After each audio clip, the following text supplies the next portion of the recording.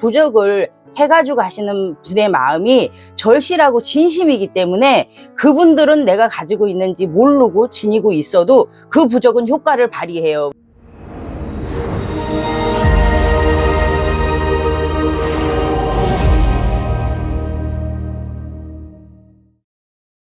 네, 안녕하세요. 네, 안녕하세요.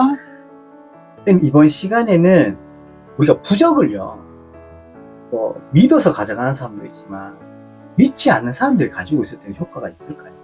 우리나라의 대한민국 사람들이 모르는 게 참 많아요.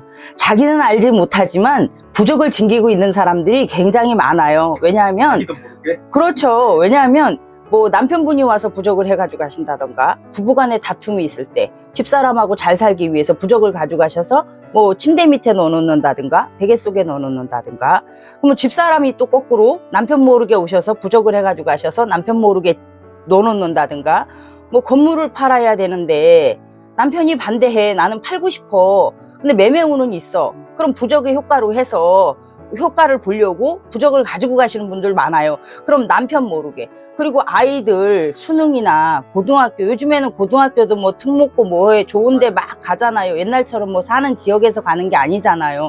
좋은 학교 보내려고 엄마들이 가방 속에, 책상 속에 아이들 모르게도 넣어놓은 부적이 굉장히 많아요.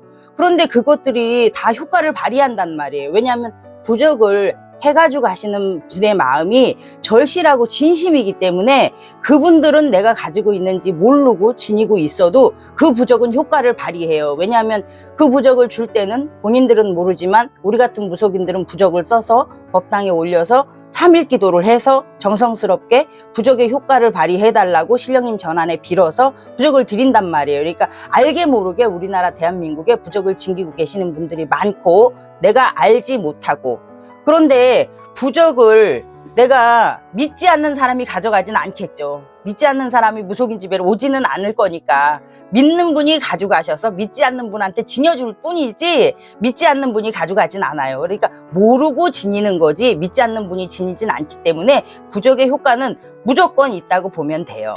선생님, 그럼 믿지 않는 사람이 네. 누군가 가족이 몰래 자기에게 부적을 넣어놨는데 네. 이걸 발견했을 경우에 네. 이거 뭐야? 할 수 있는 거잖아요. 그렇죠. 그럴 경우에는 상관이 없나요? 그럴 경우에도 상관은 없어요. 그게 이제 믿지 않는 사람이 부적을 발견을 했어도 그러니까 유해무해하게 그 부적이 문제가 되지 않고 넘어갈 수 있게끔 신령님들이 그런 힘도 발휘하셔요.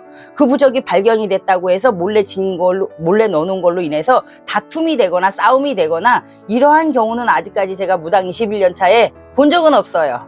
그러면 부적은 기한이 보입니다.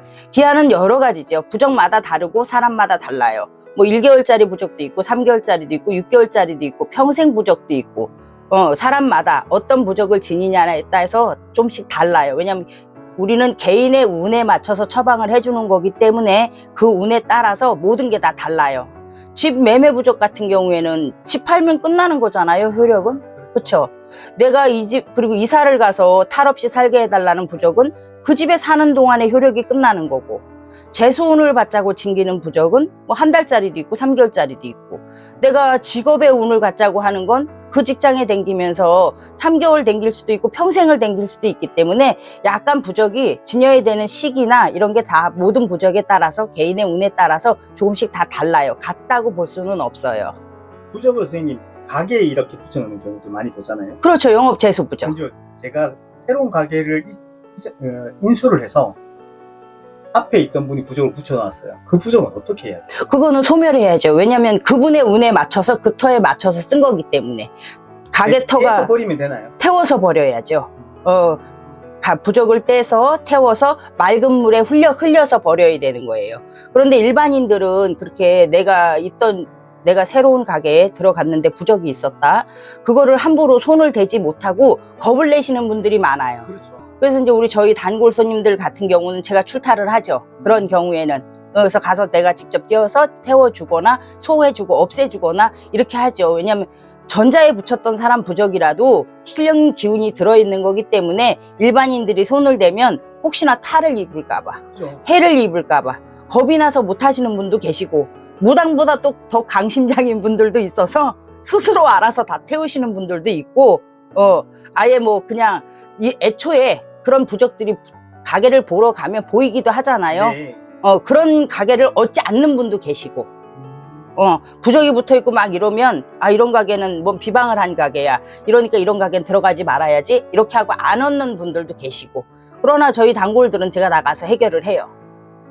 그러면 보통 이제 동지가 다가오는데 네. 동지 때 이제 소를 켜는 신도들이 지금 선생님께 부적을 받아가잖아요. 네네. 이런 부적은 그러면 기한이 어느 정도가 되나요? 동지 때 부적을 받아가는 건 이제 우리가 동지 때는 부적을 뭘 주로 내보내냐면 내년에 삼재가 들어오시는 분들, 그리고 올해 삼재가 나가시는 분들. 그러니까 동지면 내년 운이 다 들어온다고 봐요, 저희는. 그러면 내년에 삼재가 들어올 때 고이 곱게 들어오라고 삼재 부적을 미리 한 번 더 지녀주고, 올해 삼재가 나가는 분들, 끝달에 악재 없이 나가라고 그렇게 해서 징겨둔단 말이에요. 그러니까 요거는 내년에 삼재가 들어오시는 분들은 해가 바뀔 때까지, 그리고 삼재가 나가시는 분들은 다음 해에 본인 생일이 올 때까지 요렇게 효력을 줘요. 네, 알겠습니다. 선생님 감사합니다. 네.